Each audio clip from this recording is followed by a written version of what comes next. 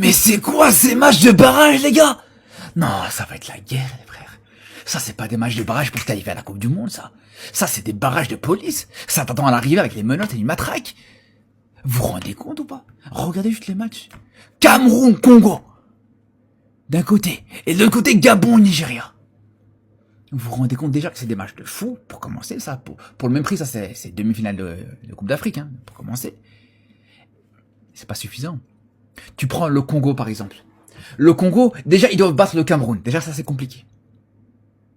Déjà, voilà, aller battre le Cameroun en match de barrage, c'est très difficile. Juste derrière, s'ils arrivent à battre le Cameroun, ils doivent aller affronter le Nigeria ou le Gabon. Et ça, c'est pas fini, les gars. Malgré ça, même si t'arrives à t'en sortir de ces barrages africains, c'est pas fini. Juste derrière, tu dois aller affronter une équipe d'Amérique du Nord, une équipe d'un autre continent. Et seulement là, tu pourrais aller en Coupe du Monde. Non, vraiment, force à vous. Ah, les barragistes, force à vous. Ce qui est sûr et certain, c'est que l'équipe africaine, si, j'espère d'ailleurs qu'une équipe africaine arrivera, parce que c'est pas sûr, hein, à se qualifier en Coupe du Monde, dans ces barrages. Mais si c'est le cas, les frères, mais on pourra dire qu'elle l'aura mérité. Quoi qu'il arrive, les gars. Quoi qu'il arrive, tu te qualifies en Coupe du Monde avec ces barrages, tu l'auras mérité d'office. 4 équipes, une seule place. Les gars, parmi le Cameroun, le Gabon, le Congo et le Nigeria, laquelle de ces équipes va sortir vainqueur des barrages selon vous? Sincèrement, ça va être le parcours du combattant. Moi, personnellement, je mettrais le Nigeria en favori. Forcément, au vu des joueurs qu'ils ont, même s'ils ont fait une phase de qualification difficile, j'aurais tendance à voter pour le Nigeria. Est-ce que vous voyez le Cameroun aller à la Coupe du Monde? Est-ce que vous voyez le Congo s'imposer? Est-ce que vous voyez le Gabon pouvoir créer la surprise? Qui vous voyez sortir de ça?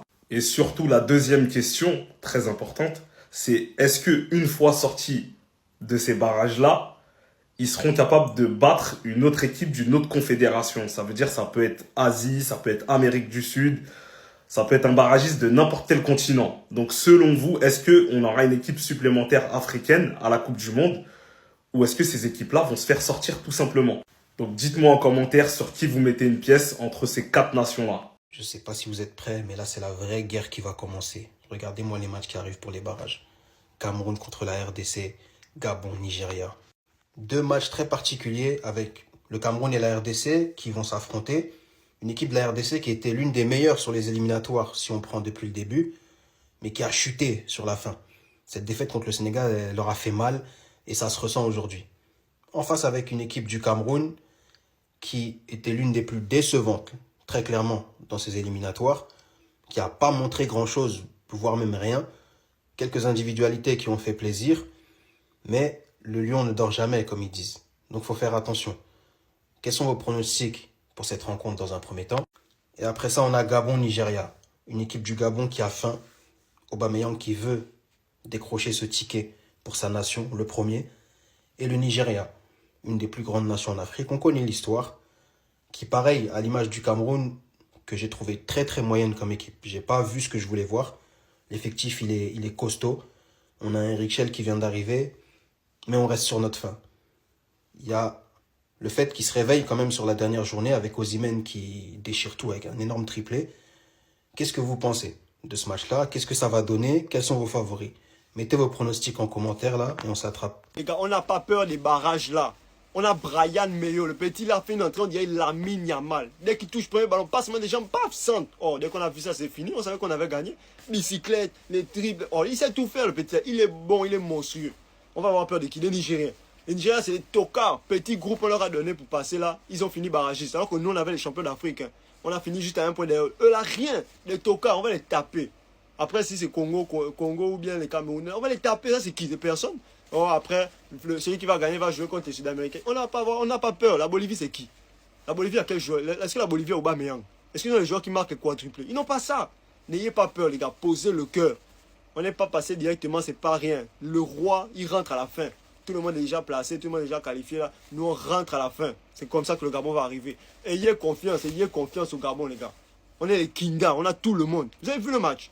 Non, c'était un peu bouchon, mais dès que ça s'est libéré là, par le petit là, oh, ça c'est Lamine Yamal. On a notre Lamine Yamal, c'est fini. Pour les barrages, on aura tout le monde. Bouanga, Aubameyang, notre petit Lamine Yamal, Brian Meyo. C'est fini. Les gars, ça part direct. C'est pas le tocard de Marcelino ou de qui là. Oh là non, coach. Plus jamais il doit jouer au foot là. S'il veut s'améliorer, non, parce que les gens me disent toujours que non, faut pas critiquer. S'il veut être bon, s'il est bon, c'est pas grave. Il n'a qu'à s'entraîner au club. C'est pas en sélection, il va venir faire les footeuses comme ça. Nous, on veut la Coupe du Monde. Hein. Là, on ne joue pas la Coupe du quartier. On veut la Coupe du Monde. Parce que quand on fasse, ça aura les Osimhen, ça aura les joueurs qui sont Kinda là. Ça va pas blaguer. Eux, ils vont tirer. Ils vont marquer. C'est pas nous là, on aura les joueurs bêtes. Que quand il y a 2 occasions, ils ne peuvent même pas mettre un but. Nous avons tous assisté à la victoire du Gabon hier face au Burundi d'un score de 2-0. Et nous n'avons pas pu nous qualifier à la Coupe du Monde, mais aussi nous ne sommes pas éliminés de la Coupe du Monde. Nous allons participer au barrage et je vais vous expliquer comment se joueront les barrages. Les qualifications à la Coupe du Monde zone Afrique sont réparties en 9 groupes, c'est-à-dire 6 pays par groupe. Parmi ces 6 pays par groupe, seuls les premiers sont qualifiés directement à la Coupe du Monde, c'est-à-dire 9 pays au total. Et les deuxièmes de chaque groupe sont regroupés dans un 10e groupe pour repêcher 4 meilleurs deuxièmes. Et le Gabon est premier dans ces 4 meilleurs deuxièmes. Parmi ces 4 meilleurs deuxièmes, nous avons le Gabon, le Cameroun, la RDC et le Nigeria. Comment se passeront les affrontements? Les affrontements seront comme un mini tournoi, c'est-à-dire demi-finale et finale. Le premier affrontera le 4e et le 3e affrontera le 2e. Et dans cette liste, nous avons le Gabon qui est premier, le Nigeria qui est 4e. On va jouer contre le Nigeria en demi-finale et le Cameroun jouera contre le Congo en demi-finale. Et ces matchs se joueront au Maroc entre le 13 novembre et le 16 novembre sans aller-retour. C'est-à-dire si vous faites un match nul, vous irez en prolongation et au tir au but pour déterminer le vainqueur. Les 2 vainqueurs de chaque match s'affronteront en finale. Et c'est le vainqueur de cette finale qui partira jouer les playoffs intercontinentales. Ces playoffs intercontinentales se joueront entre 6 équipes. Une équipe en Afrique, une équipe en Asie, 2 équipes en Amérique du Nord, une équipe en Amérique du Sud et une équipe en Océanie. Comment se dérouleront les matchs entre ces 6 équipes? La FIFA va retirer les 2 équipes les plus fortes selon le classement FIFA et les mettra d'abord de côté. Les 4 équipes restantes s'affronteront 2 par 2 et les 2 vainqueurs de chaque match iront affronter les 2 meilleures équipes selon le classement FIFA. C'est-à-dire les 2 vainqueurs parmi les 4 iront affronter les 2 meilleurs qui ont été mis de côté. Il y aura donc 2 matchs. Un vainqueur contre un meilleur et le deuxième vainqueur contre le deuxième meilleur. C'est après ces 2 matchs qu'on prendra 2 vainqueurs et les 2 vainqueurs seront automatiquement qualifiés pour la Coupe du Monde. Vous voyez que le chemin est encore trop long pour le Gabon, mais on espère gagner, on espère réussir cet exploit pour participer à la Coupe du Monde 2026 et ce sera la première fois de notre existence. Oh, mais je me rends compte que mes amis voyants sur X là étaient stressés en fait. Bravo à vous. Nous on continue fiers de mon équipe. Quel parcours. Rendez-vous en novembre. Ça, c'est un message de Pierre-Emerick Aubameyang hier sur Twitter, les gars. Il a fait un tweet, il a laissé ça. Aubame, t'as pas tort, hein. On était stressé. Voilà, moi, je l'avoue, moi, j'étais stressé en tout cas. J'étais stressé parce que on a une sacrée équipe, tu vois. On a de sacrés mecs, on a de sacrés joueurs. Mais tu peux pas savoir, en fait, ce qui est dans leur tête. Tu vois, ces mecs-là, ils peuvent te faire en fait un match catastrophique et ils peuvent te faire un très très bon match, un match de très très haut niveau. Donc en fait avec ces mecs-là, tu peux rien savoir à l'avance, tu peux rien savoir, tu vois. Et c'est pour ça que moi j'étais stressé. Mais sinon pour revenir à son tweet, les gars, il faut se rappeler que avant tout ça reste un jeu, c'est le foot. Voilà, c'est un jeu et tout. Même si voilà, il y a des émotions qui rentrent, tout ça, ça reste d'abord un jeu. Et voir une équipe gabonaise fini quoi, deuxième, avec fini 5 points. Est-ce que vous vous rendez compte, les gars, ils ont eu fini 5 points, les gars. Il y a toujours un point. Jusqu'à la dernière journée, il y a toujours un point entre nous, c'est une dinguerie. Quel parcours encore de cette équipe-là. Voilà, malheureusement, on a fini premier, directement qualifié pour la Coupe du Monde 2026. Vous êtes en barrage, je crois qu'ils affrontent le Nigeria, sacrée équipe aussi, voilà, qui a su relever, sortir la tête de l'eau. Donc, ça sera un gros duel en novembre. Nous, tout ce qu'on peut vous souhaiter, c'est que du bonheur. On espère que, voilà, avec une sacrée génération, j'espère peut-être que voir le Gabon, je sais pas, éliminer tout le monde en barrage et les voir à Miami, je sais pas.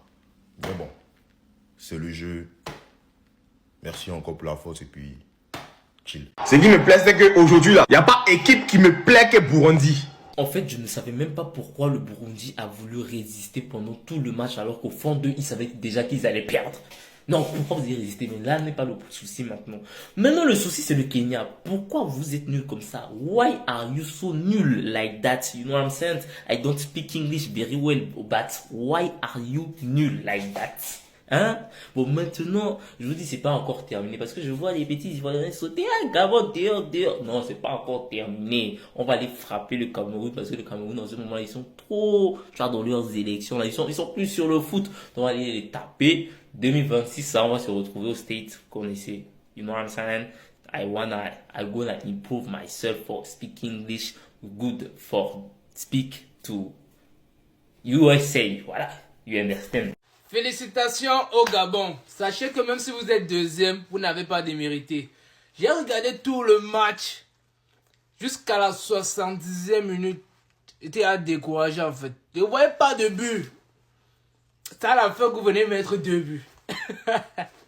En tout cas, c'est bien fait. Vous avez gagné. C'est vrai que le souhait c'était d'être premier. Mais le combat continue. Les barrages! En fait, moi, je ne vous comprends pas. Le grand là. On ne dit pas que c'est un boa parce qu'on a le plaisir de le dire. C'est parce qu'on a constaté qu'en vrai, c'est un tocard. Et on ne dit pas qu'il est tocard parce qu'il a raté l'occasion. Ou il a reçu la passe de Denis Bouanga, après il a raté le face-à-face là. Plat du pied, ça part à côté. Si c'est parti à Franceville, ou bien c'est parti à Mwanda, ou bien c'est parti aux États-Unis, je ne sais pas. C'est pas de l'occasion là qu'on parle. On parle de l'ensemble du match. Quand tu arrives dans un match, tu arrives à un niveau du match où c'est la foule qui te demande de sortir. Mais il faut dire que c'est grave. Vous pensez que la foule a seulement jugé l'occasion qu'il a eue, qui venait de la passe de Bouanga? Non. C'est que le gars, même les contrôles, il n'y arrivait pas, il était perdu. Ou c'est la responsabilité qu'il a eue en étant attaquant parce qu'il n'y avait pas Aubameyang? On ne sait pas. Mais c'est un tocard. En vrai, c'est un tocard. On ne stresse pas quand c'est l'équipe nationale, on ne stresse pas. Si on te met là, c'est que tu es capable. Alors, frère, venez par ici. Venez par ici. Mais en fait, vous, qui vous a invité à notre table? Parfois, il faut parler comme ça.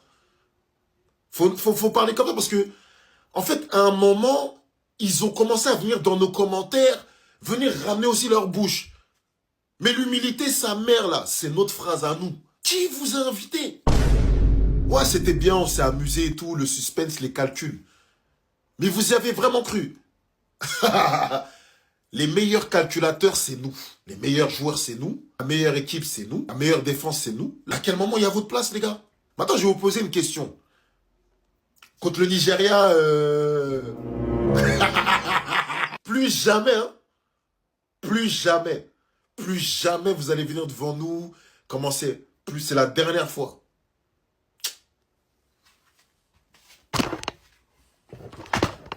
Regardez-moi cela là.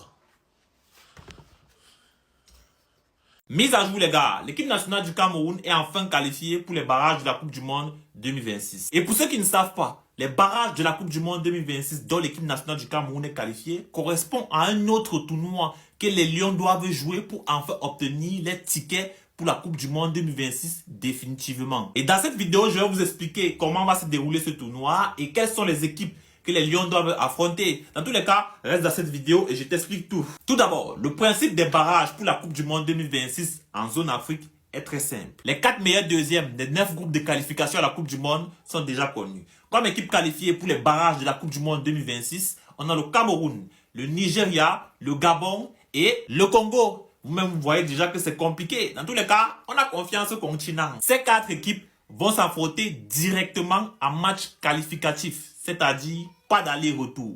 Par exemple, le Cameroun va affronter le Congo et le Nigeria va affronter le Gabon en demi-finale. Ceux qui ressortiront vainqueurs de ces rencontres-là s'affronteront directement pour une finale pour les barrages de la Coupe du Monde 2026. Et le vainqueur n'est pas qualifié. Hein? Le vainqueur de cette rencontre qui va représenter la zone Afrique n'est pas qualifié parce que les tournois sont organisés dans plusieurs continents. Continent asiatique, le continent américain, etc. Et le vainqueur de la zone Afrique doit affronter le vainqueur de tous les autres continents pour décrocher la 10e place. Entre vous et moi, on croit ou on ne croit plus. En tous les cas, Magbus nous a tués. Parce que si on gagnait notre match contre les Swatini et on ne perdait pas contre le Cap-Vert, tout ça n'allait pas arriver.